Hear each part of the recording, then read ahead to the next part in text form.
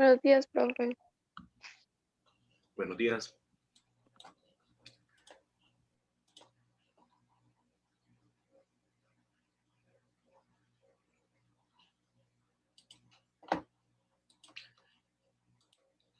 Bueno, gracias por estar acá. Y ahí, bueno, otra vez les reitero mis disculpas por no dar la clase de ayer. Comencemos la clase de estática. Entonces, bueno, me imagino que ya se leyeron la presentación.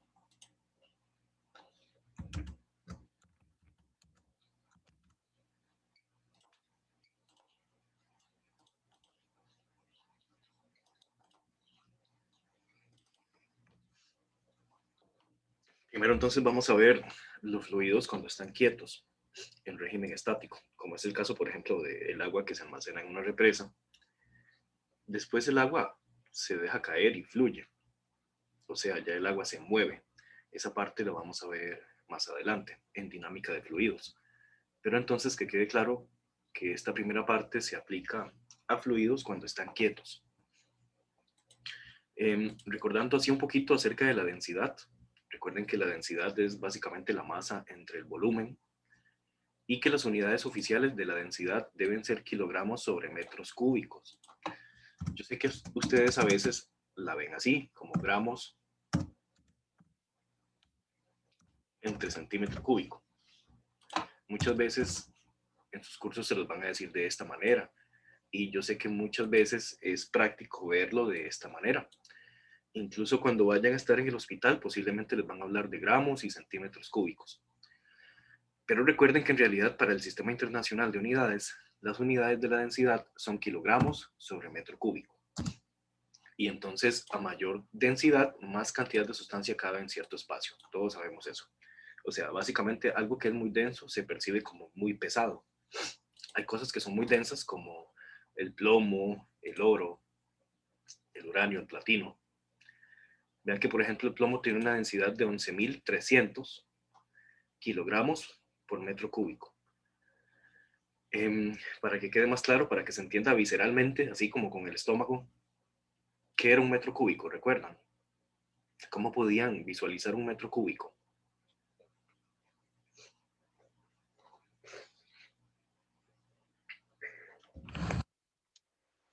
Un metro cúbico era como tener una caja donde todos los lados miden 1 metro. Eso es un metro cúbico. Y entonces en ese metro cúbico podemos echar cualquiera de estas sustancias. Por ejemplo, si echamos plomo, caben 11.300 kilogramos de plomo. Si echamos oro, caben 19.300 kilogramos de oro. Vean que el oro es una sustancia súper densa. El oro es mucho más denso que el plomo, por ejemplo. Pero casi nunca lo sabemos porque nunca tenemos tanto oro en las manos. Pero el oro es muy, muy denso, es súper pesado. Y todavía más el platino o el osmio. De hecho, el osmio es el elemento más denso del universo. Bueno, además de estas cosas que son muy densas, que son muy pesadas, hay cosas que no son tan densas. Entre esas muy importantes, el agua, dice agua dulce. A menos que yo diga lo contrario, cuando diga agua, me voy a referir a agua dulce. La densidad del agua son 1.000 kilogramos por metro cúbico. Aunque a veces también, como les digo, en el otro sistema, que es el sistema CGS, en ese sistema se dice muchas veces que la densidad del agua es 1 gramo sobre centímetro cúbico. Perdón, así. Entonces, esto es cierto. Sí, la densidad del agua es 1 gramo sobre centímetro cúbico. Pero recuerden que el sistema CGS no es parte del sistema internacional. Para que los cálculos den bien, la densidad del agua debe estar en kilogramos y metros cúbicos. Entonces, la densidad del agua es 1.000 kilogramos por metro cúbico. El agua salada es un poquito más densa, 1.030. ¿A qué creen que se debe eso?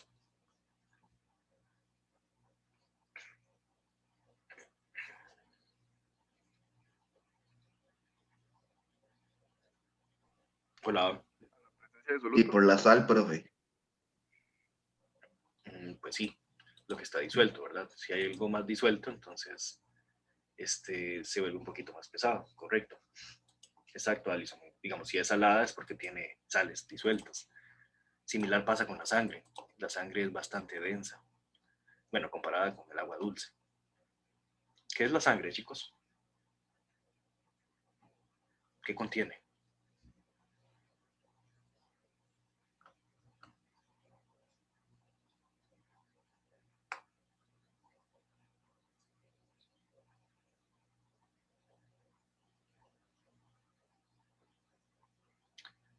La sangre es un compuesto, es una mezcla.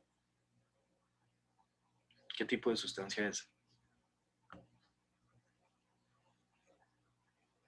Es un coloide, profe. Por ahí, ¿verdad? Sí, algo parecido a una mezcla. De hecho, bueno, no hay como una fórmula química para la sangre como tal.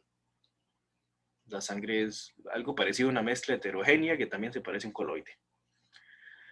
Entonces, tiene un montón de componentes por ahí. Y esos componentes la hacen bastante densa. Y a su vez, incluso el aire tiene densidad.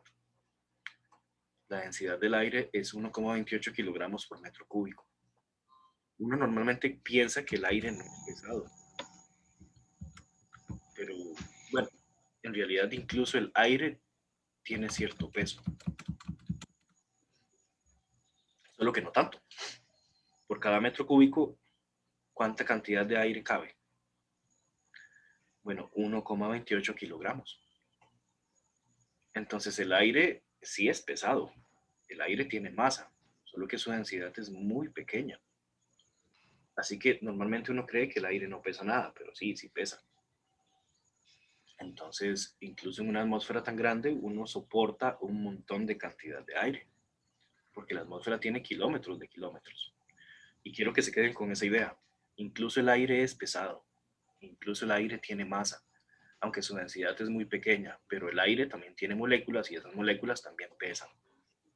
Y entonces, esto nos lleva al concepto de presión, donde la presión simplemente es fuerza entre área. Así de simple. La presión es la fuerza dividida entre el área. Entonces, presión es fuerza F entre área A. Y las unidades oficiales para la presión se llaman pascales.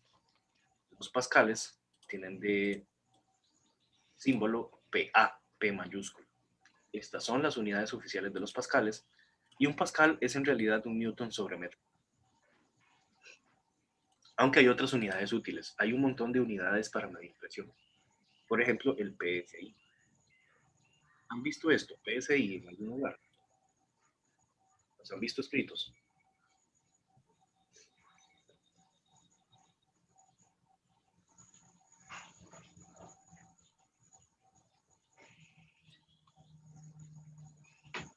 ¿Dónde los ha visto, María?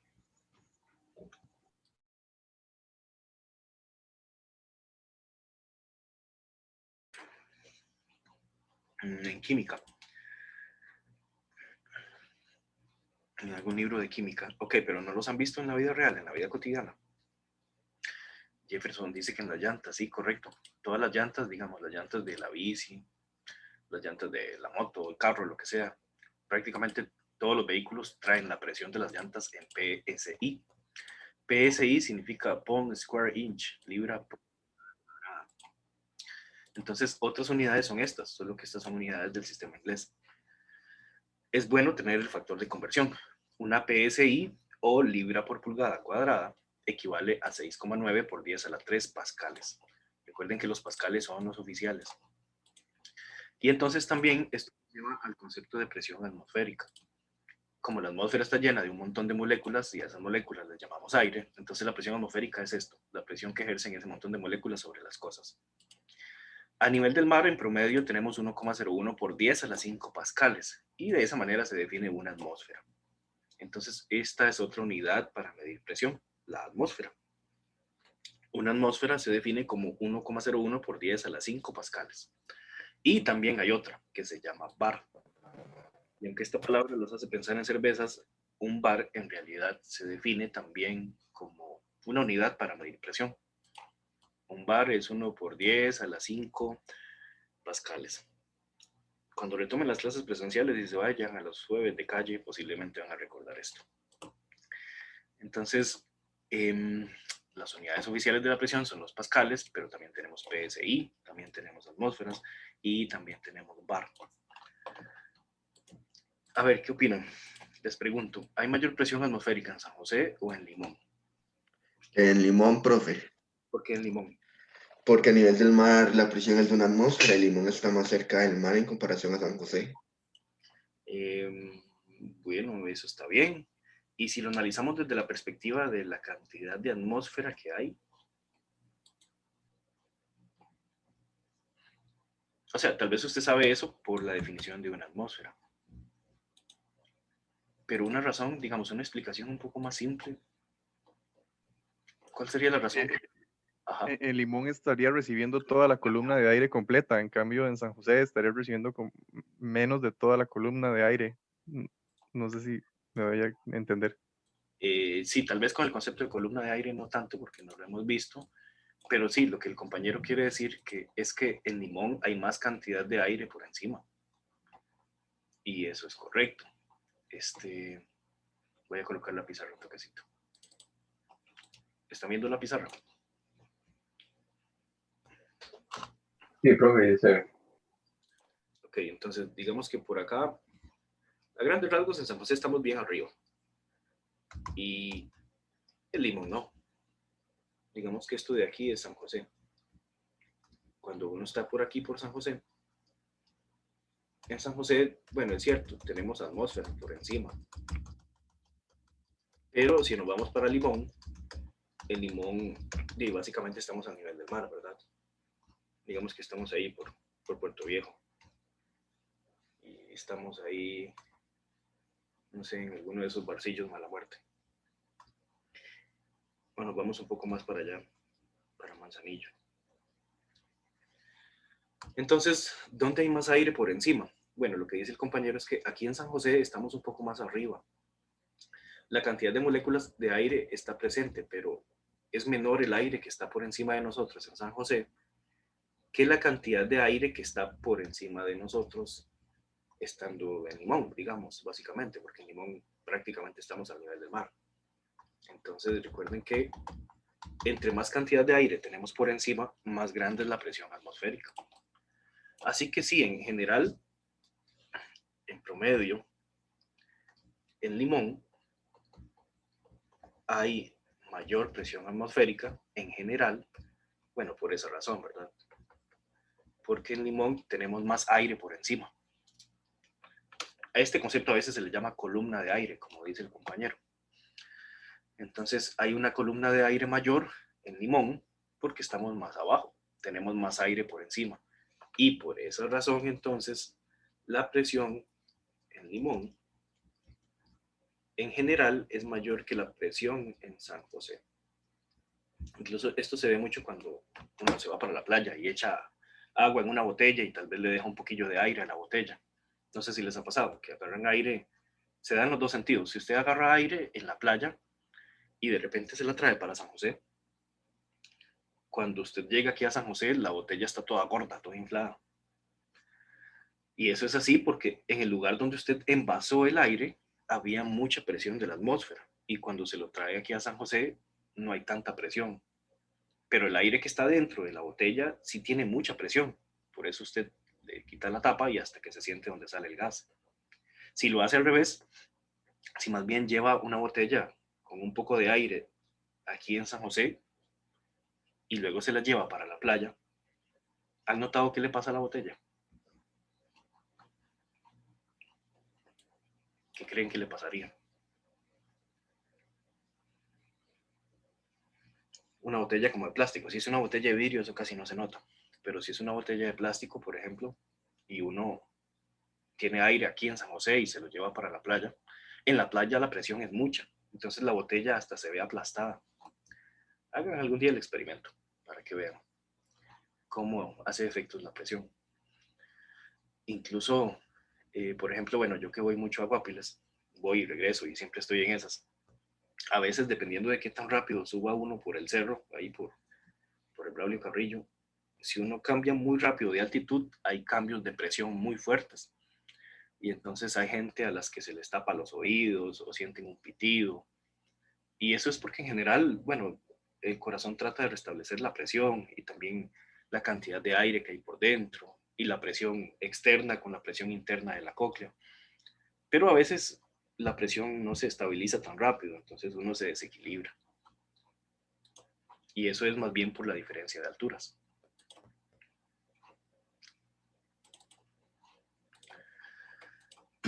De hecho, eso está relacionado con esto que está aquí, la variación de la presión adentro de un fluido.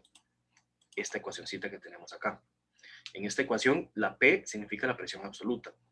P sub 0 significa la presión que hay en la superficie. Y este término es la densidad por la gravedad por H, donde H significa profundidad. También hay otro concepto que se llama presión manométrica. Por si acaso, cualquier instrumento que se llama manómetro es un instrumento para medir presión. Entonces, si habla alguien de manómetro, un manómetro es un instrumento para medir presión. Entonces, una presión manométrica es como la presión que hay adentro, como la presión interna nada más. Y también se puede calcular así. P menos P sub 0, la presión absoluta menos la presión de la superficie.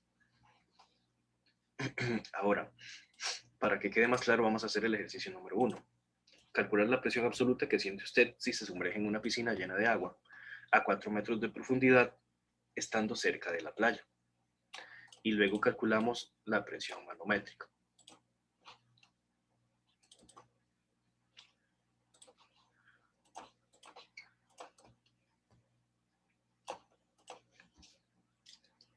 Entonces, si estamos por aquí, en una piscina, digamos que usted anda nadando por ahí, y tenemos la piscina.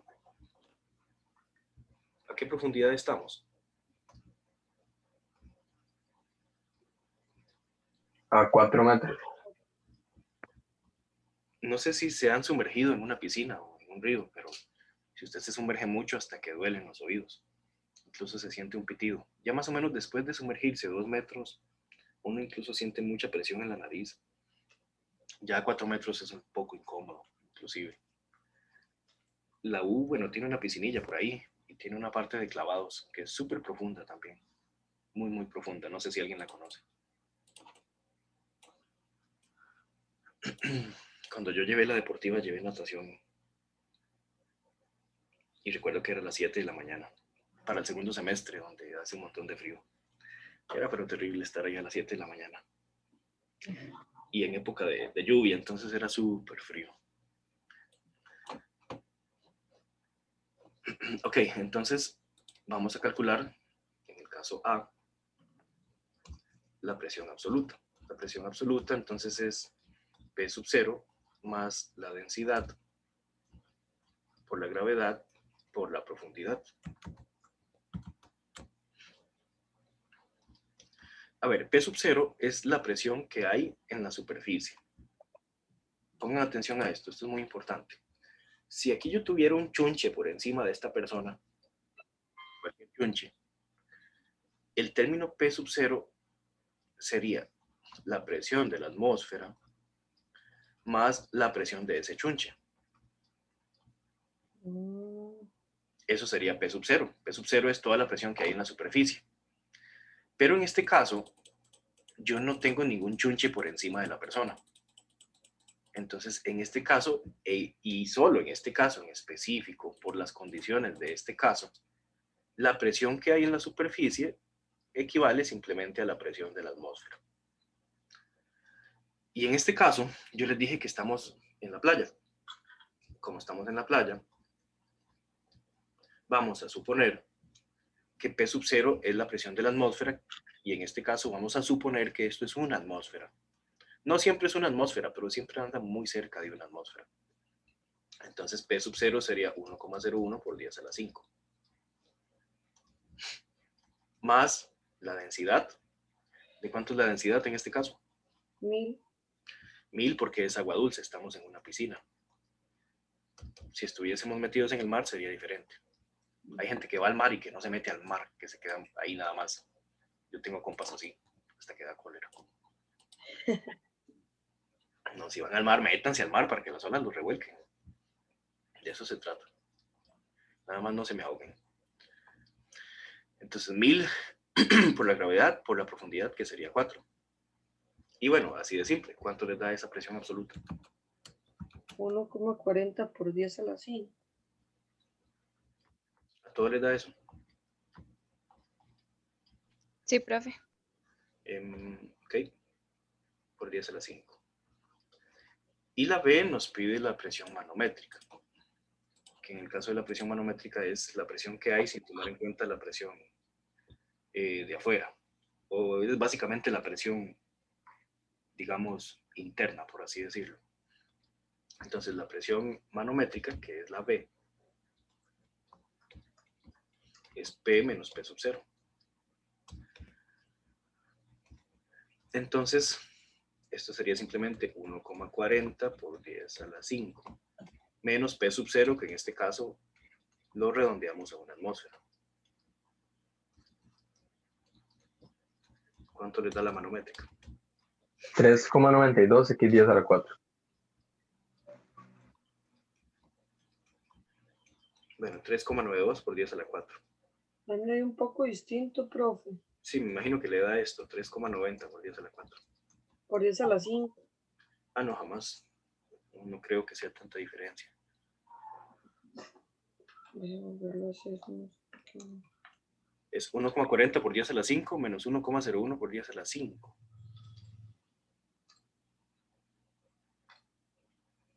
Ah, sí. Era por 10 a la 4. Ok. Ese 4, pero... Recuerden que si les da la diferencia solo en el tercer dígito, no hay problema, en la tercera cifra. Pero al menos las dos primeras deben ser iguales. Si la tercera cifra les da diferente, por el redondeo. Y bueno, ustedes tienen de tarea hacer el inciso C. Lo más importante de esto es que recuerden, digamos, de una simple ecuación, de esta simple ecuación de aquí, nos damos cuenta que si usted se sumerge en un fluido, la presión va a cambiar entre más profundidad tengamos. O sea, si estamos muy sumergidos, tenemos más fluido por encima de nosotros. Es parecido al concepto de la columna de aire, solo que en este caso es columna de agua. Si estamos muy sumergidos adentro de un fluido, estamos soportando mucho de ese fluido. Entonces la presión se hace muy grande. Incluso por eso los buzos usan un traje especial para sacar esa presión, para que la presión no gaste. En el espacio exterior es al revés, más bien. En el espacio exterior no hay presión, porque no hay atmósfera, no hay moléculas de aire. Y eso es muy interesante, porque si usted está ahí en el espacio exterior, digamos que usted anda por ahí flotando, normalmente uno tiene un montón de moléculas de aire por todo lado, aquí adentro del planeta. Y el cuerpo más o menos compensa esa presión con la presión interna, con la presión que da el corazón, con la presión de la sangre. Pero ¿qué pasa en el espacio exterior donde ya no tenemos ese montón de moléculas? El cuerpo, el corazón sigue haciendo presión y sigue haciendo presión hacia afuera. La sangre sigue haciendo presión. Como les digo, normalmente esa presión se compensa por las moléculas del aire, pero ¿qué pasa en el espacio exterior? ¿Qué le pasaría al cuerpo? Bueno, poquito a poco uno comienza a desangrarse, se rompen los vasos capilares y poquito a poco se le comienzan a salir los ojitos y cosas así. Entonces, por eso es que en el espacio los astronautas utilizan un traje espacial. Ese traje espacial, más bien, tiene la función contraria que el traje de los buzos. En el caso de los buzos, hay demasiada presión, más bien el traje ayuda a sacar esa presión. En el caso de los astronautas, no hay nada de presión afuera, entonces ese traje más bien mete más presión para compensar la presión que hace falta y que de esa manera uno no explote, básicamente. Ahora, eso es falso, digamos, hay tal vez películas o videos que han visto, bueno, o videojuegos. Yo vi un videojuego muy parecido en el que alguien se iba para el espacio exterior y simplemente el cuerpo le explotaba, pero eso no es cierto. De hecho, una persona puede sobrevivir en el espacio exterior, no sé, tal vez unos 20, 30 minutos y no tiene efectos muy, muy drásticos. Bueno, tal vez sí los efectos de la radiación, pero dejando de lado los efectos de la radiación, una persona sí puede sobrevivir algunos minutos en el espacio exterior, sin esa presión, digamos. Pero ya una hora sí es, digamos, casi que mortal. Alison dice por ahí que estaba viendo sobre la expedición de Víctor Vescovo, que hasta el momento es el que ha llegado más profundo en la fosa de las Marianas, pero lo más interesante era cómo estaba hecho el submarino, que aguantaba presiones de 11 kilómetros, qué exagerado. Imagínense la forma de la que está, bueno, los materiales de los cuales está hecho ese submarino para que aguante 11 kilómetros de profundidad. Yo no conocía a esa persona, Víctor Vescovo, Alison. Voy a buscarlo por ahí para ver dónde vio eso. Lo había visto en Facebook y después ya lo busqué en Google y ya me aparecieron como todas las noticias, pero verás qué interesante. Sí, sí, se ve muy interesante. O sea, imagínense estar 11 kilómetros por debajo. Debe verse cada pez tan extraño, cada bichillo tan raro por ahí. Hasta que da miedo. A mí el mar me da miedillo. No sé, yo lo respeto mucho. Imagínense el montón de bichos raros que tienen que haber ahí. El montón que todavía no conocemos. Hasta puede ser que hayan sirenitas. No, eso es poco probable. Ok, entonces no sé si tienen alguna consulta o comentario con esto. La parte C les queda de tarea a ustedes. En el caso C, nada más llenen la piscina de cerveza. ¿Qué cambiaría en ese caso? La densidad nada más se cansaría. Sí, cambian la densidad y eso es todo. La cerveza tiene un poquito más de densidad porque tiene un montón de malta y cebada y lúpulo disuelto, ¿verdad? Bueno, esto nos lleva a flotación y principio de Arquímedes. Algo menos denso que el agua puede flotar en el agua. ¿Qué opinan? Y yo opino que no, porque por ejemplo el hielo no flota y el hielo tiene menor densidad que el agua. Como que el hielo no flota.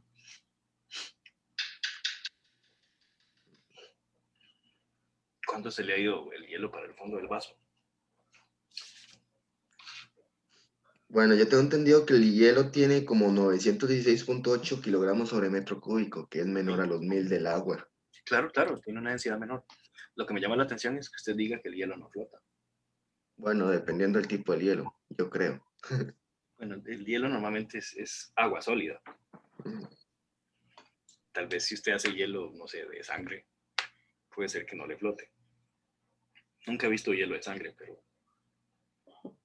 pero normalmente los cubitos de hielo son de agua.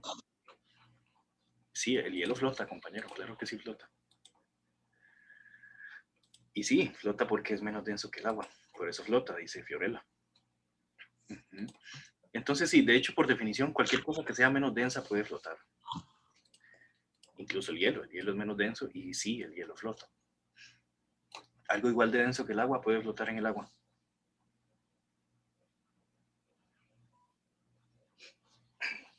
Bueno, la respuesta es que sí, básicamente se queda donde usted lo ponga. Si usted lo empuja un poquillo para el fondo, sí se va para el fondo. Pero si usted lo deja ahí arribita, quietico, ahí se queda flotando. Algo más denso que el agua puede flotar en el agua. No.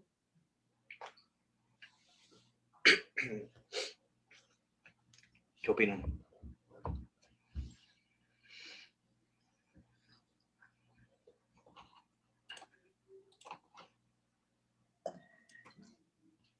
Sí, Mariana dice que no, y Alison dice algo muy interesante. Fiorella dice que no. Y Alison dice que sí, los barcos, claro. De hecho, eso es interesante. Los barcos flotan y los barcos son más densos que el agua. Entonces, sí, algo más denso que el agua puede flotar en el agua, pero depende de algo muy importante que tiene que ver con la fuerza de empuje. Entonces, muchas cosas que son más densas que el agua no pueden flotar porque la fuerza de empuje no es suficiente. De eso está relacionado el principio de Arquímedes, que es esto que dice por acá. A mí no me importa tanto que ustedes se aprendan eso. Lo que me importa es que lo entiendan. Arquímedes fue una persona muy inteligente y se dice que cuando se dio cuenta de esto, estaba trabajando en un problema que le había dejado el rey para ver si la corona de verdad estaba hecha con oro o no estaba hecha completamente con oro.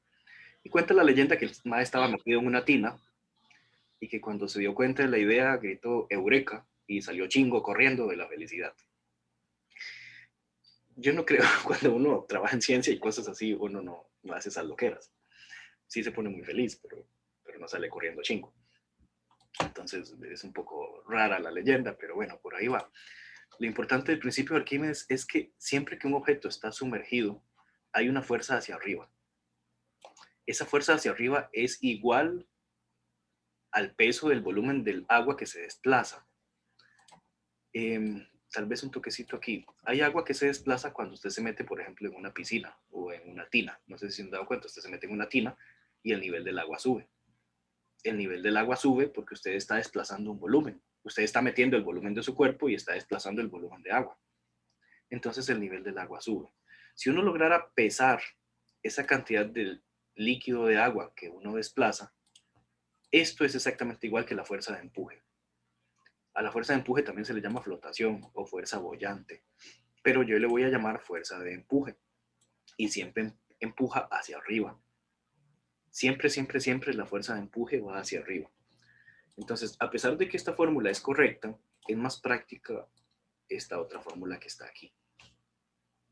Para hallar la fuerza de empuje, simplemente multiplicamos la densidad del líquido donde el objeto está sumergido. Esta no es la densidad del objeto, es la densidad del líquido. Por la gravedad, que es 9,8 siempre, por el volumen sumergido. VS significa el volumen sumergido. ¿Qué es el volumen sumergido? Bueno, es la cantidad del objeto que está por debajo del agua. Así de simple. Eso es el volumen sumergido. Si yo me sumerjo completamente en agua, mi volumen sumergido es todo el volumen de mi cuerpo. Si yo sumerjo solo una parte de mi cuerpo, no sé, hasta la cintura, mi volumen sumergido sería ese. Entonces ven qué interesante. La fuerza de empuje es directamente proporcional al volumen sumergido. Y vean que la fuerza de empuje es la fuerza que se siente hacia arriba. Esta es la fuerza que ayuda a que los barcos y los objetos floten, la fuerza de empuje. Por lo cual, el volumen sumergido es muy, pero muy importante. Entre más grande es el volumen sumergido, con más facilidad algo flota. Y entre más grande es la densidad del líquido, también. Si la densidad del líquido es muy grande, con más facilidad el objeto va a flotar. Veamos el ejemplo que viene acá. Tenemos el barquito, tiene un volumen sumergido de 5.000 metros cúbicos y la densidad de este mar es 1.040 kilogramos por metro cúbico. Hallemos la fuerza de empuje. En realidad está muy sencillo, pero quiero hacerles otras preguntillas al respecto.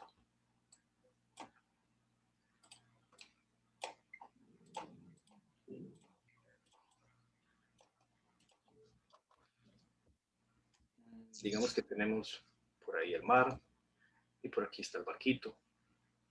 ¿Ustedes saben cómo se llama ese barquito?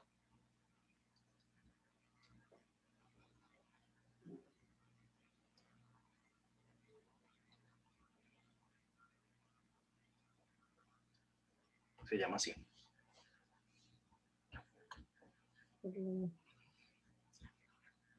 Sí, es de una peliculilla, se llama Piratas del Caribe. Son vacilonas. A ver, entonces yo les estoy preguntando ¿por cuánto vale la fuerza de empuje? ¿Cuánto vale la fuerza de empuje?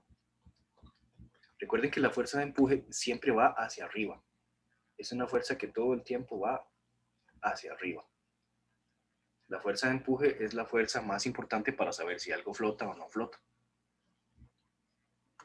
Entonces simplemente la fuerza de empuje de ahí es la densidad por la gravedad por el volumen sumergido. ¿Cuánto es la densidad del mar en este caso? 1040. 40. Ajá, por 9,8 por el volumen sumergido. ¿De cuánto es el volumen sumergido? De 5.000 metros cúbicos.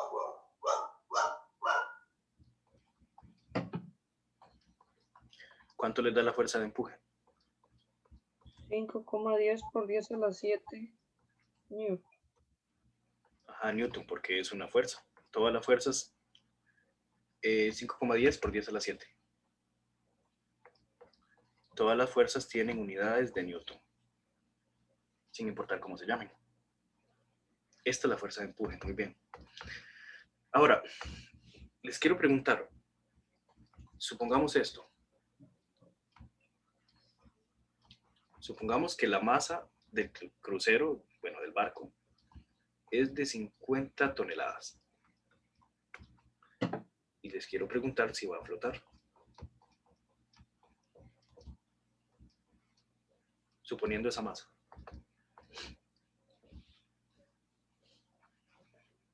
nos daríamos cuenta si va a flotar o no va a flotar? Flotar significa que ustedes estén en equilibrio ahí, en la superficie. Y sobre el barco está actuando otra fuerza muy importante. ¿Cuál es esa fuerza? El peso. Ajá, el peso que va para abajo. Si el peso es más grande que la fuerza de empuje, ¿qué va a pasar? Se hunde. Se hunde, por supuesto. Así que para ver si flota o no flota, veamos si el empuje es más grande o al menos igual que el peso. ¿De cuánto sería el peso?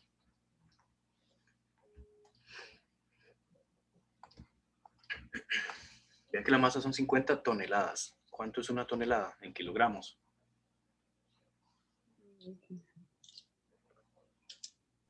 50.000 kilos. Sí, ¿verdad? Recuerden que una tonelada tiene 1000 kilogramos. Recuerden, estas cosas son cosas útiles para la vida. Qué vergüenza que vayan por la calle y alguien les pregunte qué es una tonelada y ustedes no sepan qué es una tonelada. No le digan que son estudiantes de la UCR, ¿verdad? Qué vergüenza. Entonces, si una tonelada son 1000 kilogramos. Entonces, aquí tenemos 50.000 kilogramos. Entonces, el peso simplemente es M por G. 50.000 por 9,8. ¿Cuánto da el peso? 4,9 por 10 a la 5.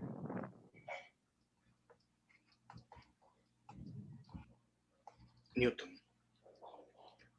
¿Va a flotar entonces, sí o no? Sí, sí flota. ¿Por qué flota? Porque el peso es menor a los 5,10 por 10 a la 7 newton, que equivale la fuerza de empuje. Sí, la fuerza de empuje es mayor que el peso. Entonces sí va a flotar. Llega el momento en el que ya la fuerza de empuje se equilibra con el peso. El objeto simplemente se va un poquito más para arriba. Pero, en palabras simples, cuando la fuerza de empuje vaya siendo mayor que el peso, de ahí sí va a flotar. Y como mínimo, si son iguales, sí va a flotar. Vean, chicos, esto es muy importante, digamos, para el curso y demás, pero para la vida. Veamos un toquecito la ecuación de la fuerza de empuje. Esta es la ecuación para la fuerza de empuje. Y recuerden que la fuerza de empuje es esa fuerza que siempre se siente para arriba. Incluso ahorita vamos a ver el peso aparente. Ahora, ¿de qué depende el empuje? De la densidad del fluido y del volumen sumergido. Porque la gravedad siempre vale 9,8. Entonces, si el fluido tiene mucha densidad, ¿qué le pasa a la fuerza de empuje? Bueno, la fuerza de empuje es directamente proporcional a la densidad. ¿Qué significa eso?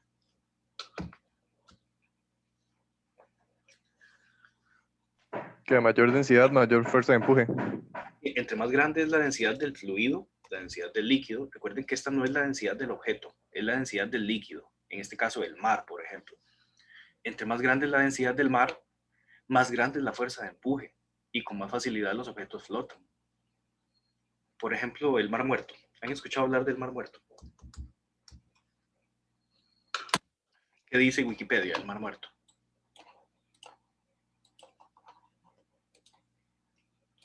¿Qué ha escuchado del mar muerto, Alison? Bueno, pero yo también he escuchado de que en sí no es un mar, que le dicen, está mal llamado mar, pero en realidad es como un lago Ajá. también. Sí, correcto. Es muy denso, sí, Aldair dice que es muy denso. ¿Cuál es la densidad del mar muerto? ¿Qué dice Wikipedia? Métanse por ahí y me avisan, por favor. Dice que son 1240 kilómetros por metro cúbico. Kilogramos por metro cúbico. Ajá, kilogramos.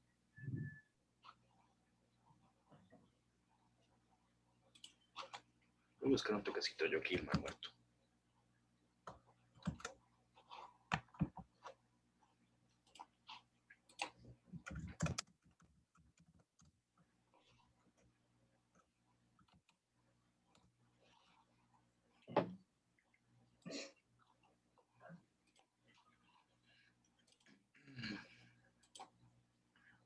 ¿Están viendo mi pantalla?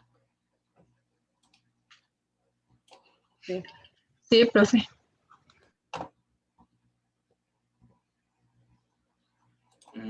Ok, mar muerto, etcétera. Sí, es básicamente un lago. Pero andaba buscando la densidad. Vean la densidad. 1,24 kilogramos por litro. Bueno, no me gustan esas unidades, pero si hacen la conversión es básicamente 1240 kilogramos por metro cúbico, ¿cierto? Ahora, ¿por qué le llaman mar muerto?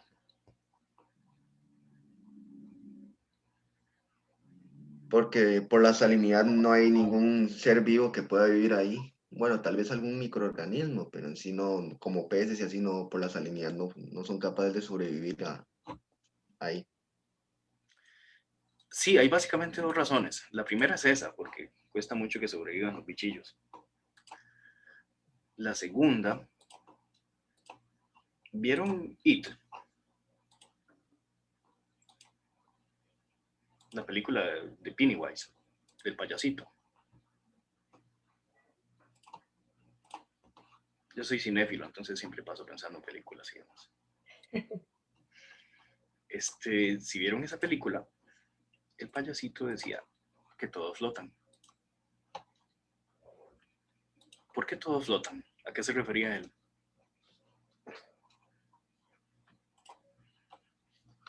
A ver, los que saben nadar, espero que todos sepan nadar, pero si uno sabe nadar se da cuenta que lo más importante para nadar es aprender a flotar. Ujú. ¿Qué hace uno cuando flota? Mantiene el aire.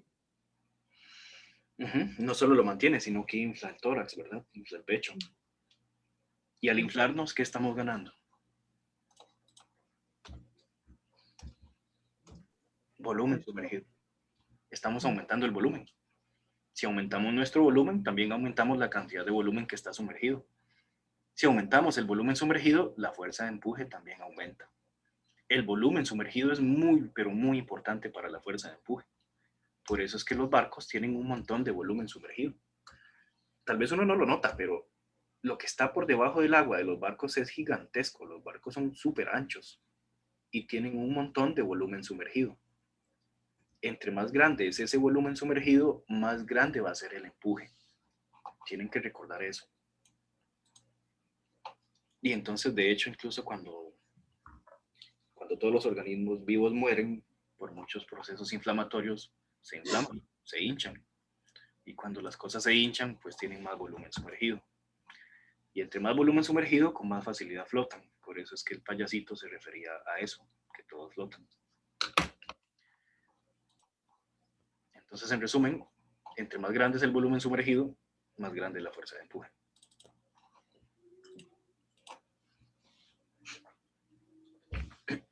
Ok, y esto nos lleva al concepto de peso aparente. El peso aparente es un peso que se percibe cuando algo está sumergido. No es el peso real, sino que es un peso que aparentemente se está dando. Y es un peso aparente porque el empuje ayuda a levantar al objeto. No sé si han intentado levantar algo o a alguien en una piscina o en el mar o en un río, no sé. Todas las cosas cuando uno las levanta estando en un río o en una piscina se sienten más livianas. ¿Y a qué se debe que se sientan más livianas? Bueno, que la fuerza de empuje nos está ayudando a levantar el objeto. Por eso se le llama un peso aparente. Uno siente que aparentemente el objeto es menos pesado. Para que quede más claro, vamos a hacer este ejercicio de acá. En este ejercicio tenemos un bloque de 200 kilogramos y 0,1 metros cúbicos que se sumerge completamente en agua y su peso se mide con una balanza. La pregunta es cuánto peso mide la balanza. Vean que la balanza está aquí y se encarga de medir el peso de este bloque. En realidad aquí hay agua, solo que casi no se nota en el dibujo. Pero este bloque está sumergido. ¿Qué pasaría si el bloque no estuviera sumergido en agua? ¿Cuál peso mediría esta balanza? El del objeto, el bloque. Sí, el peso de ese bloque, el peso real, ¿verdad? Ujú. Y ese peso se mediría por medio de la tensión de la cuerda. Vean que la tensión de la cuerda es lo que está conectado a la balanza. Así que lo que mide la balanza es en realidad la tensión de esta cuerda. Ahora, si yo sumerjo al objeto en agua, ¿qué va a hacer el agua? ¿Qué le pasa al bloque? Va a ejercer fuerza de empuje el agua. ¿Y qué quiere decir eso? ¿Qué va a implicar?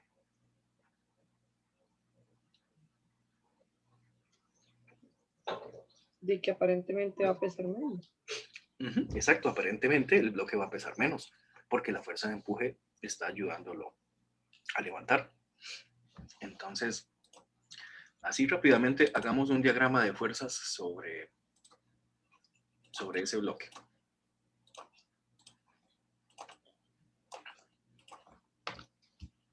Entonces, digamos que por aquí está la balanza esa.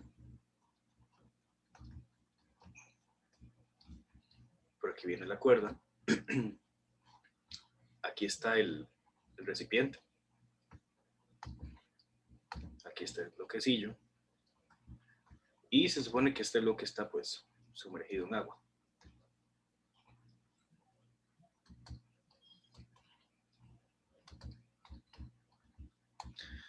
Si colocamos todas las fuerzas que actúan sobre el bloque, vamos a tener que, para acá en esta dirección, tenemos la fuerza de tensión, la tensión de la cuerda.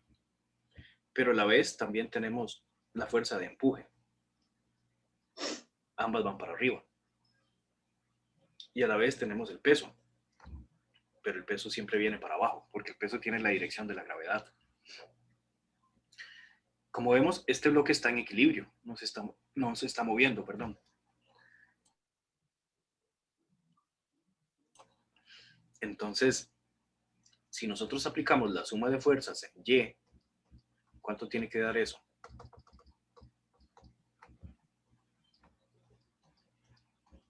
Como el bloque está quieto, todas las fuerzas sumadas se tienen que cancelar. Suma de fuerzas en Y debe ser igual a 0. ¿Y cuáles son las fuerzas? Bueno, anotemos esas fuerzas. Tenemos la tensión, va para arriba, el empuje, que también va para arriba, y el peso. ¿Cómo coloco el peso? Negativo, porque va hacia abajo. Entonces, esta es la ecuación.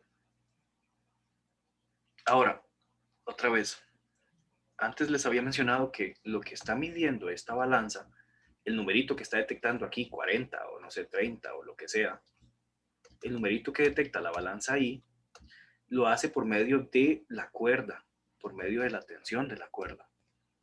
Así que en realidad, lo que está midiendo la balanza, lo está midiendo con la tensión.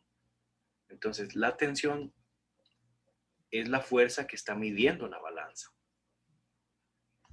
Si yo despejo esa tensión, me da que la tensión sería el peso menos el empuje, ¿cierto? ¿Me siguen hasta acá? ¿Tienen alguna consulta?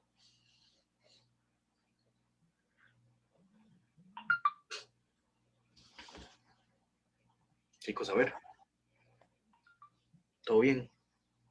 Sí, pero Bueno, entonces la tensión, que es la fuerza que está midiendo la balanza directamente, es simplemente el peso menos el empuje.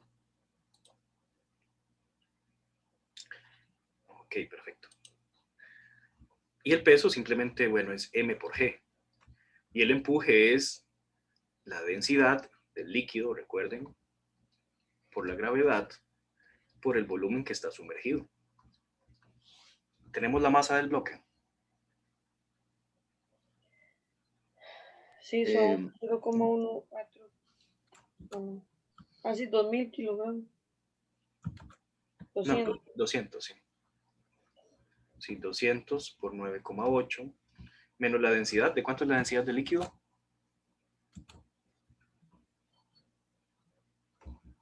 1000. Sí, 1000, porque es agua.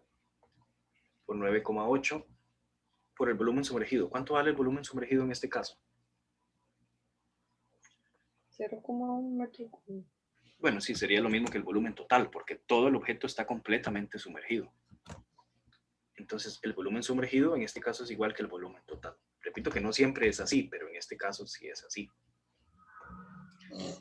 Entonces, ¿cuánto da la tensión?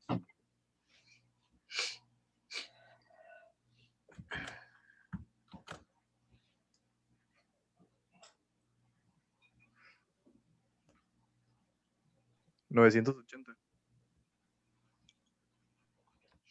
Esta tensión da 980 newton. Vean que esta tensión es en realidad una fuerza aparente. Esto es un peso aparente. aparentemente, esta tensión tiene 980 newton. Bueno, en realidad la tensión sí son 980 newton. Pero eso se relaciona con el peso que aparentemente tiene el objeto. Nada más para que quede bastante claro. Vean. Ustedes, por ejemplo, si yo les doy que algo pesa, no sé, 980 newton, ¿cuál sería la masa de eso? ¿Cuál sería la masa de un objeto que pesa 980 newton?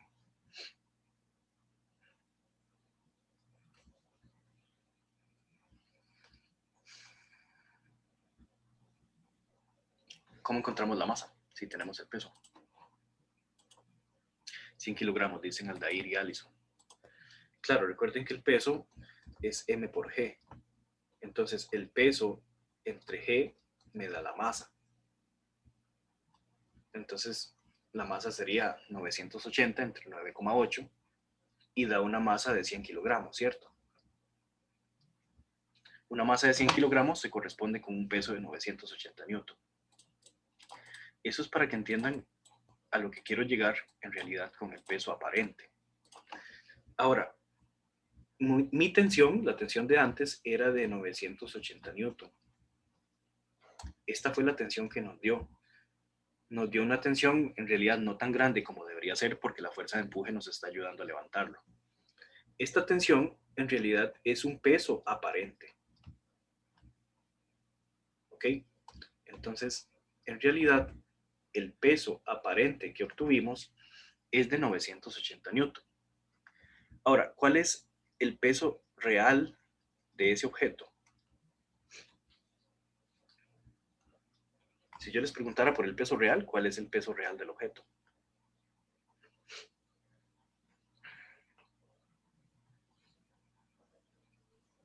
$1,96 por 10 a la 3. Bueno, el peso real simplemente es la masa real por G.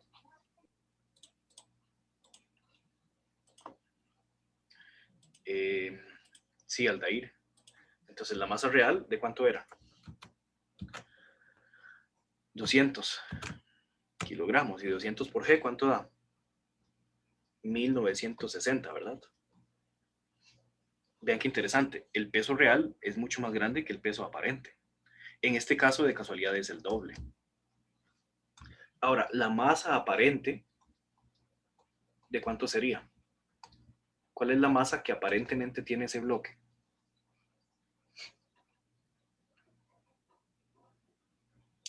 ¿Cuánto es?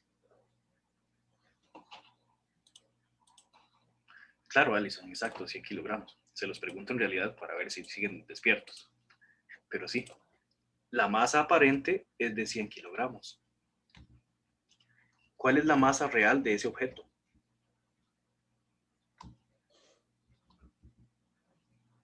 De ahí eran 200, ¿cierto? Exacto, Mariano.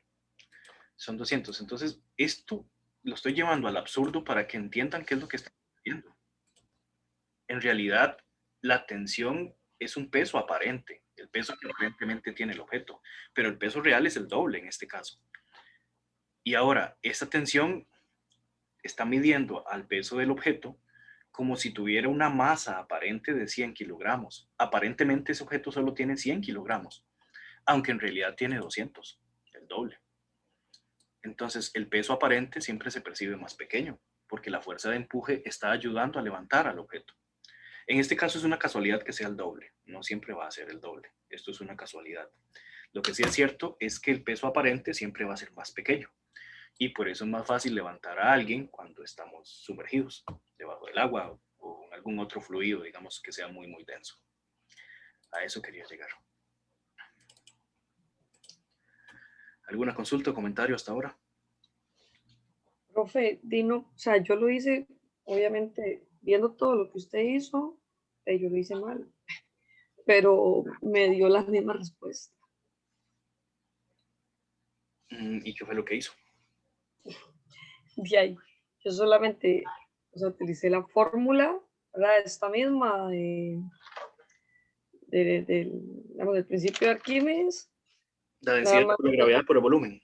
Ajá, pero exactamente, pero utilicé la densidad del agua, digamos. No, y ahí sí, tendría que utilizar la densidad del agua. ¿Sí? Y de ahí multipliqué eso, multipliqué eso por la gravedad, por el volumen, y me dio 980, ¿no? Sí, pero en realidad ahí usted está encontrando la fuerza de empuje. No está encontrando la tensión. Ujú, sí. Está encontrando cosas diferentes.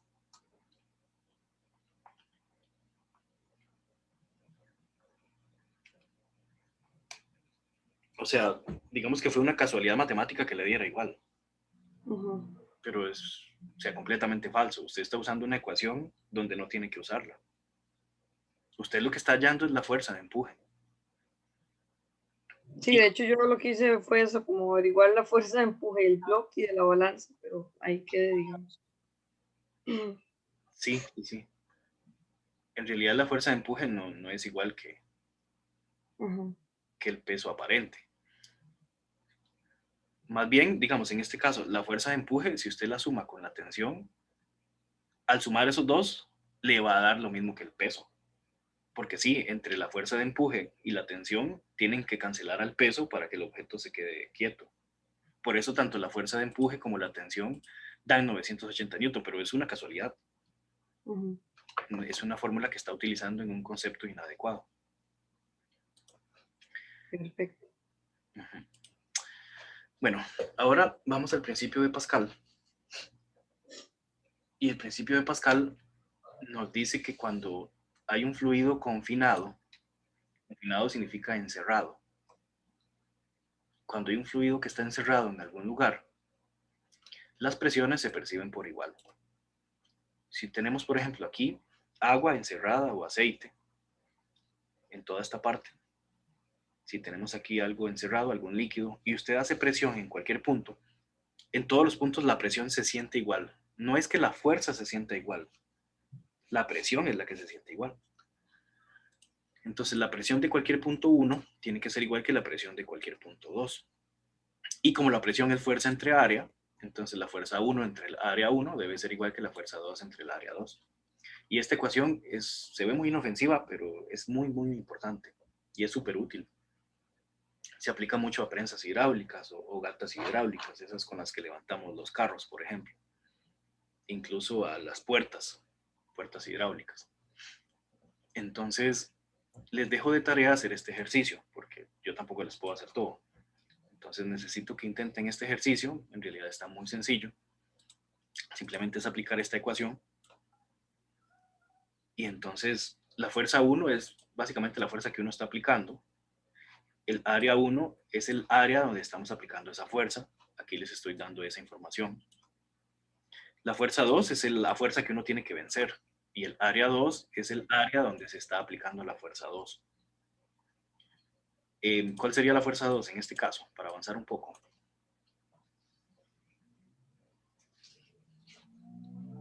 Hay que despejarlo. No, lo que andamos buscando es cuánta fuerza necesitamos aplicar. Andamos buscando la fuerza 1. Profe, la fuerza 2 serían 9.800 newtons, que sería la masa del carro por la gravedad. Bueno, así lo hice yo y me dio, no sé si es así. Correcto. Sí. La fuerza 2 es el peso del carro. De ahí uno tiene que levantar el carro. Entonces la fuerza 2 es el peso de ese carro. La fuerza que uno tiene que vencer. M por T, correcto. Y es todo lo que necesitan. Después de eso nada más tienen que despejar la fuerza 1. Es la fuerza que debe aplicar uno. Al final van a encontrar que la fuerza que tenemos que aplicar es muy pequeña, apenas 49 newton. Y tiene sentido, porque la idea de las máquinas es que las máquinas hagan las cosas más simples, más fáciles. Entonces, las prensas hidráulicas o gatas hidráulicas, como les quieran llamar, nos ayudan a aplicar una fuerza muy pequeña para levantar objetos muy grandes, gracias a esta ecuación que está aquí, que proviene del principio de Pascal, donde cuando hay un fluido confinado, o sea, encerrado, todas las presiones se perciben por igual, aunque no las fuerzas. Hay otro concepto que se llama la ley de Pascal. Pero esta ley de Pascal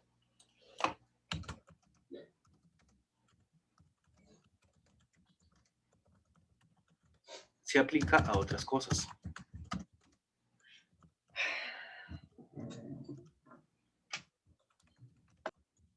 Aplicada a superficies. Y esto les va a ser muy útil para los cursos de fisiología. Yo no sé si alguno de los grupos de trabajo quisiera exponer acerca de este tema. Si a alguien le llama la atención, es bastante interesante, por ejemplo, para medir la presión que hay en algunas membranas, en algunos tejidos, en los músculos, en órganos. Si a alguien le llama la atención, podría tomar este tema. ¿A alguien le llama la atención?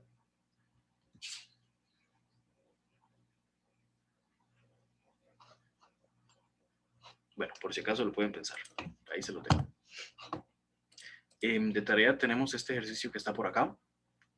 En este ejercicio les estoy pidiendo, bueno, primero hay aquí un disco de madera que está por encima de un montón de aceite. Aquí tienen los datos de todo. Y la primera pregunta es, calcule la presión manométrica en la parte superior de la columna de aceite. Esto queda de tarea, pero pongan atención. En la parte de la columna de aceite, en la parte superior, es aquí. La parte superior de la columna de aceite es básicamente aquí en la superficie. Para que lo hagan más fácil, ¿cuál es la presión que hay aquí, justo por debajo del disco de madera?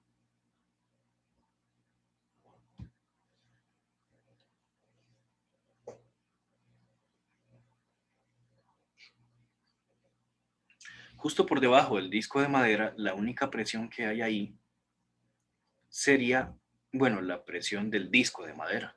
El disco de madera está haciendo presión sobre el aceite, ¿cierto? Entonces, aquí, justo sobre la superficie, justo sobre la parte superior de la columna de aceite, hay dos presiones, la presión de la atmósfera y también la presión de este disco. Pero como acá les están pidiendo la presión manométrica, no vamos a considerar la presión de la atmósfera. Entonces en la A, chicos, para que sea más fácil, en la A, recuerden, lo único que tienen que calcular es la presión que hace este disco de madera sobre el aceite. ¿Y cómo encuentran la presión en esos casos? Bueno, hay la fórmula más simple de la presión dice que la presión es simplemente la fuerza dividida entre el área. De esa manera van a encontrar la A. Presión es fuerza entre área. Repito, ¿por qué es así? Bueno, porque aquí, en la superficie, en la parte más alta, de la parte de aceite, las presiones que hay son la presión que hace este disco que está apretando y la presión de la atmósfera, pero por definición, la manométrica no toma en cuenta la presión de la atmósfera. Entonces, simplemente sería la presión del disco. Y en la B, sí se les pide la presión absoluta en el fondo del cilindro, aquí. Aquí, la presión absoluta sí va a ser todas las presiones que hay sumadas. Y supongan que la presión atmosférica es de una atmósfera. Bueno, se queda de tarea. Y, bueno, ya casi vamos terminando por acá. Hay otras unidades para medir presión, los torr. Un torr es lo mismo que un milímetro de mercurio. Son exactamente iguales. Se les llama milímetros de mercurio porque antes se medía la presión que se producía en tubos muy grandes que estaban en columnas de mercurio. Eso tal vez no es tan importante. Lo importante, chicos, es que los torr son otras unidades para medir presión y también los milímetros de mercurio. Este es el factor de conversión con las atmósferas. Una atmósfera tiene 760 torr, o sea, una atmósfera tiene 760 milímetros de mercurio. Y estas unidades se ven mucho en los esfigmomanómetros, que igual son manómetros, pero para medir la presión arterial. La presión que hace la sangre contra la pared de las arterias. Aquí también, en este, por ejemplo, se vuelve muy útil la que les dije antes, la ley de Pascal, aplicada a superficies, por si quieren hablar de este tema. Entonces, cada vez que ustedes ven estos numeritos de aquí arriba, estos numeritos tienen unidades. ¿Y cuáles son esas unidades? Bueno, son milímetros de mercurio, o lo que es lo mismo, torr, son unidades de presión, solo que son unidades diferentes. Estos números de acá, el número grande, indica la presión sistólica. La presión sistólica se da en la fase de sístole, que es cuando el ventrículo se contrae, como cuando el corazón estripa la sangre, por así decirlo. En la fase de sístole se estripa la sangre y la sangre sale con un bombazo de presión. Por eso la presión sistólica es un poco más alta. En el número de abajo se ve la presión diastólica, que se da en la fase de diástole, que es cuando el ventrículo ya se relaja. Con los ventrículos relajados, el corazón ya está relativamente relajado y no hace tanta presión, aunque sí mantiene cierta presión. Uno nunca tiene presión cero. Si uno tuviera presión cero, estaría muerto. Entonces, las presiones que se perciben siempre andan en cierto rango por ahí. Al número más grande, repito, se le llama presión sistólica y al número más bajo se le llama presión diastólica. Lo normal es que la presión sistólica esté alrededor de 120 milímetros de mercurio. Pero incluso puede ser 130 y tal vez como mucho 140. Ya si supera 140, ya es presión alta y se le llama hipertensión. Pero tampoco hay que asustarse. Digamos que en realidad casi que cualquier cosa hace que la presión aumente. Y yo necesito que recuerden esto. Me encantaría haberles dado el laboratorio de presión arterial, pero bueno, no se los puedo dar. En realidad, chicos, cuando vayan a medir la presión, ya sea en una clínica, a sus familiares o a quien sea, hay un montón de cosas que hay que considerar para medir la presión. No es simplemente colocar el brazalete y ya. Se los digo porque he visto un montón de enfermeros, he visto un montón de médicos, he visto un montón de personas midiendo la presión y no tienen ni idea de cómo hacerlo. Solo ponen el brazalete y ya. Para medir la presión, mínimo la persona tiene que estar sentada mínimo 5 minutos. Lo ideal son unos 10 minutos. Estar en reposo, no haber comido nada extraño, ni haber tomado alguna bebida ansiolítica o algo que más bien, digamos, eleve su ritmo cardíaco, como el café, perdón. Si tiene mucho calor la persona, también la presión va a salir diferente. Si la persona está pensando en un montón de cosas, la presión va a salir diferente. Si la persona venía caminando muy rápido, la presión va a salir diferente. Si no se coloca el brazalete al nivel del corazón, la presión va a salir diferente. Hay un montón de factores que afectan la medición de la presión, pero bueno, en realidad no me quiero meter tanto aquí. Incluso si alguien quiere hablar de este esfigmomanómetro como proyecto, digamos como presentación, también es un tema bonito. El detalle es que, en serio, para medir la presión hay que considerar un montón de factores, porque prácticamente lo que sea eleva la presión. Si usted tiene mucha ansiedad, la presión se le puede elevar un poco. Si tiene miedo, si está asustado, la presión se eleva. Y es normal, porque la reacción del cuerpo es, el cerebro le manda la señal al corazón de peligro. Y si hay peligro, hace cientos de miles de años, lo que hacía el ser humano era salir corriendo, porque venía un bicho que nos venía a comer, ¿verdad? Y si ese bicho nos quiere comer, entonces hay que salir corriendo. Pero para salir corriendo usted necesita tener los músculos más llenos de sangre.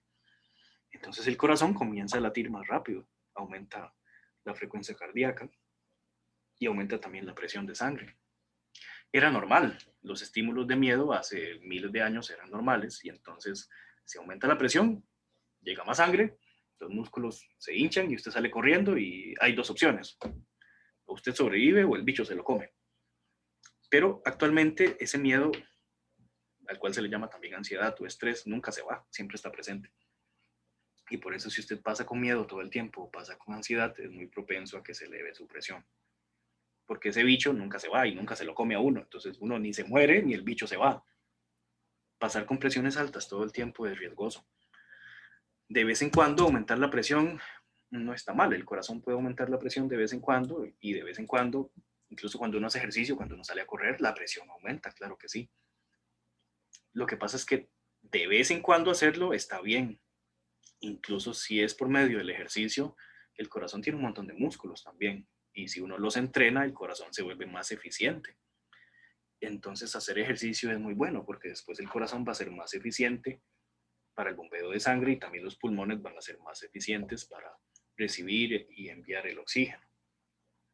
El detalle es que si uno mantiene presiones altas solo porque está estresado o asustado o enojado, esto a largo plazo es súper peligroso porque es como que usted tenga un chorro de agua contra una pared o una gotita. No sé si han visto una gotita que cae sobre el piso.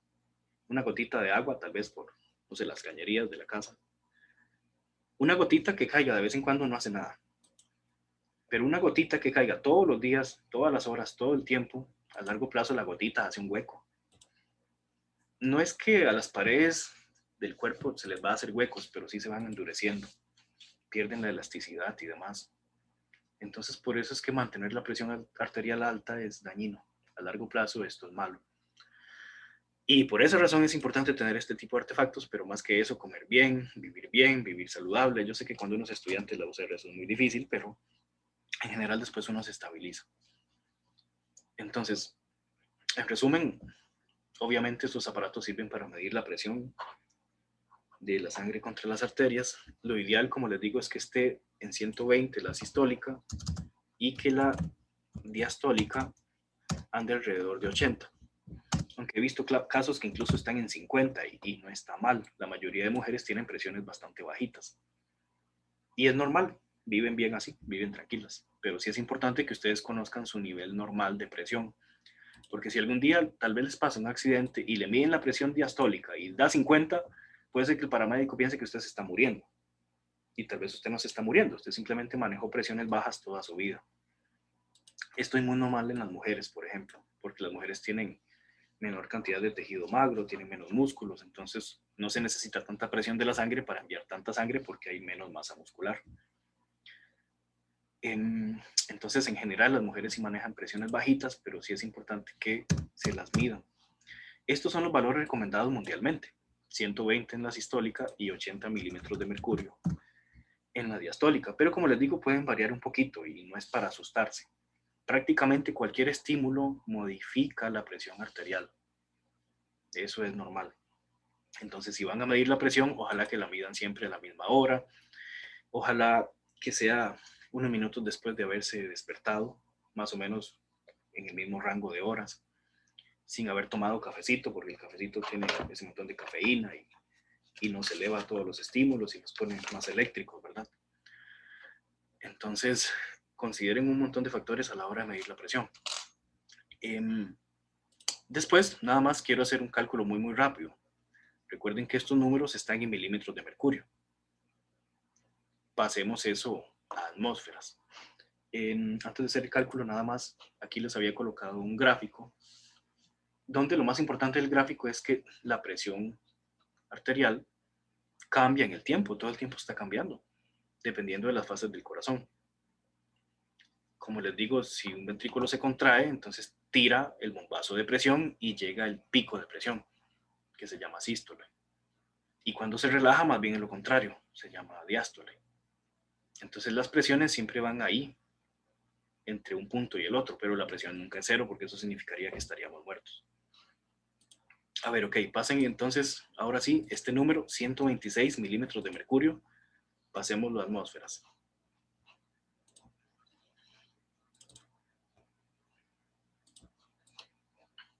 ¿Alguien tiene familiares que tengan problemas de presión? ¿O alguien de aquí tiene la presión alta o padece de presiones altas? En mi familia casi que todos tienen presión alta. No sé si es como algo hereditario o algo así, pero casi que todos. Mi mamá, mi tío y mi abuelita y casi todos. Voy, Ale, ahorita voy. No, ya voy allá. Sí, tenemos problemas los ticos de eso, de presión. Mi abuelita padecía la presión alta también, mi mamá no, por dicha. Y casi que toda la familia se da, desgraciadamente. Y yo lo que les digo es que si aman a alguien, cómprenle un esfigmomanómetro, de verdad. Los esfigmomanómetros son baratos, valen como, pueden conseguir uno en 25,000 colones, más o menos, unos de estos digitales. Son muy útiles, en serio, cómprenle uno, apenas puedan. Ahí con la plata de la beca le pueden comprar uno de esos. Y cualquier cosa. En mi casa siempre hay, porque mi mamá padece mucho de eso. Y tiene que estársela tomando, bueno, estuvo un tiempo que la mandaron a tomársela 2 veces al día. Ujú. Y entonces nada, estaba escuchándolo muy detenidamente cuando decía todo lo que, cómo tiene que estar la persona, porque obviamente pues mi mamá tampoco es que lo hace así, ella nada más agarra la maquinita y Sí, sí, debe tener una postura adecuada. Como les digo, no haber comido nada que altere su metabolismo, siempre más o menos a la misma hora. Son muchos detalles. Si quieren, después yo les puedo pasar, digamos, yo para la Fidelita sí desarrollé una práctica de medición de presión arterial. Digamos, tal vez yo les puedo pasar como el manual que yo hice, pero digamos, sin la firma de Fidelitas, porque obviamente es trabajo mío para otra empresa. Pero les puedo pasar el manual y todo lo demás para que sigan las instrucciones más básicas. En serio, yo siento que los problemas cardíacos en Costa Rica son muy, muy altos, demasiado altos, desgraciadamente. E incluso muchos de estos son casi siempre por ser muy sedentario, por no moverse, o por pasar más estresado de la cuenta. Siempre van por ahí. Y a largo plazo son dañinos, ¿verdad? Entonces, en serio, esos aparatillos, vean a Chile, con 25 rojos usted se consigue uno. Son baratos, son accesibles y son muy útiles. Así ustedes pueden llevar un registro, incluso de ustedes mismos. Ok, entonces, ahí cualquier cosita, de verdad, si les interesa el manual, me mandan un correillo y yo les puedo mandar el manual para medir bien la presión arterial. gracias, profe. Con mucho gusto. Yo Gracias, profe. tengo uno para ahí, para mi mamá y para mi familia y para todas las personas que amo, básicamente. Entonces, íbamos a pasar 126 milímetros de mercurio.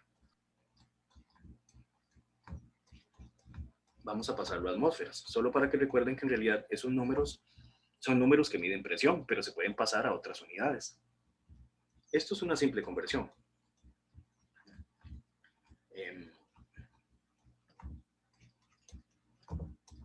Nos inventamos la fracción y entonces sabemos que una atmósfera, según el factor de conversión, ¿cuántos milímetros de mercurio tiene?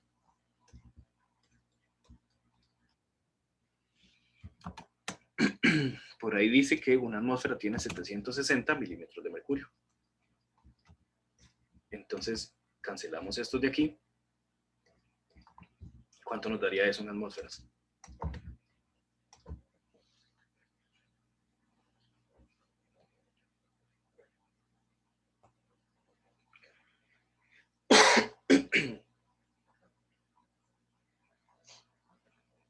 A ver, chicos, ¿cuánto les da? 1,66 por 10 a la menos 1. Eso sería Sí, que es básicamente 0,17. básicamente 0,166, ¿verdad? Sí, eso le da a Aldair, a Yulisa, a Alison. Perfecto. Vean que es menos que una atmósfera. Ahora, si yo se los pido pasar a pascales, pasemos a pascales. Es algo extra que les estoy pidiendo.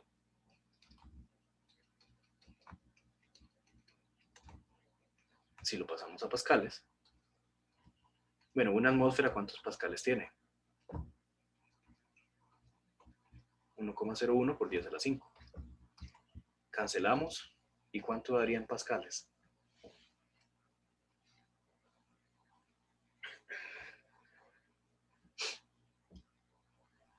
.67 por 10 a la 4. Me lo repite, por favor. 10 a la 4. No, es que se le corta. Tal vez si me lo manda por mensajillo. Profe, bueno, igual fue 1.68 por 10 a la 4. Ok. ¿Así? Sí. Bueno, claramente es menos que una atmósfera, ¿verdad? Es una fracción, es casi 0,2 atmósferas.